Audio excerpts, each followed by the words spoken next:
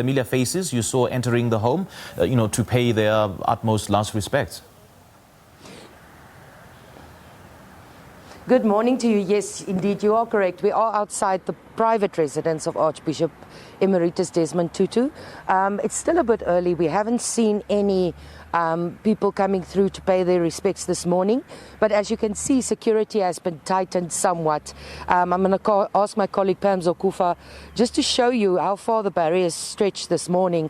Of course, this is in preparation of what we understand would be a high-level delegation visit from national government. We don't know. There is no confirmed reports yet that it will be the president, but we have heard a few reports that he might come and personally pay his respects here at the house today. I do, however, have a little bit more information of what will unfold here in Cape Town. And it's a statement that was released by the Archbishop Tutu R.I.P Trust and the Desmond and Leah Tutu Legacy Foundation.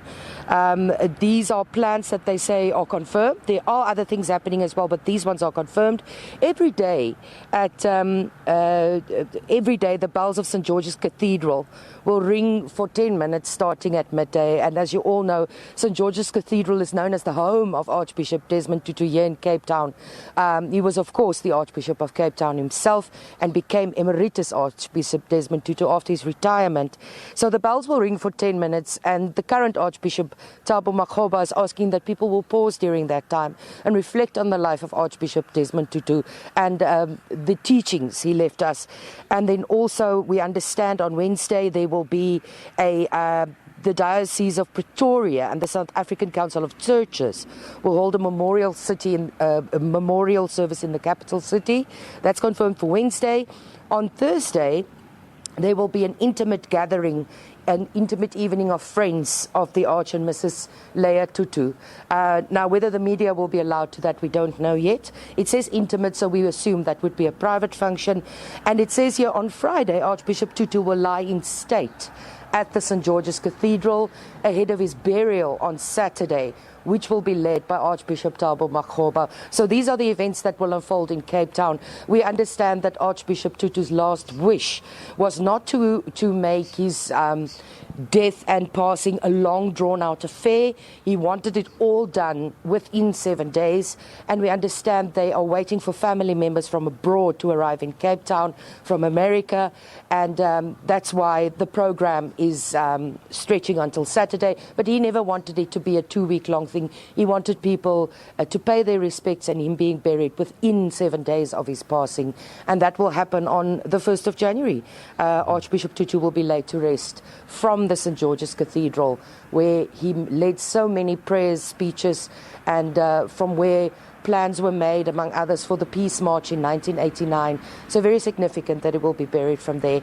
But for this morning, we have no official confirmation yet, but the security is tightened. We had to walk in to the premises again, and thus far we haven't seen anybody yet paying their respects. I think everybody is just making preparations for that high-level delegation visit that is expected later this morning. Well, Mariska, we see a long line of barricades, but is there, a police presence there in anticipation of the huge influx of people who will be flocking to the home to pay their last respects? I don't know if it's necessarily for the huge influx of people.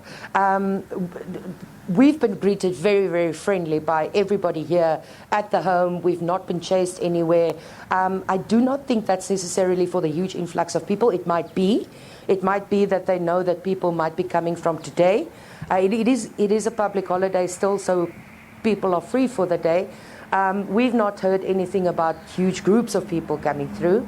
But that's for everybody that came here was stopped about 50 meters from the home, and then one of the family members would come out and meet the person outside, and they welcome people in. It seemed like neighbors and so on yesterday walked straight in. They were welcomed inside. We saw a lady bringing flowers. She was inside for all of a minute, but they're allowing people in. The family comes out, greets them, take them in, and then they leave again. So it's not a very cordoned off affair.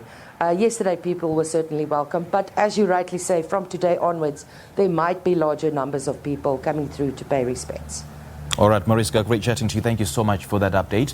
Mariska Botha there is outside the home of Archbishop Desmond Tutu, and she's been giving us an update with regards to the funeral details.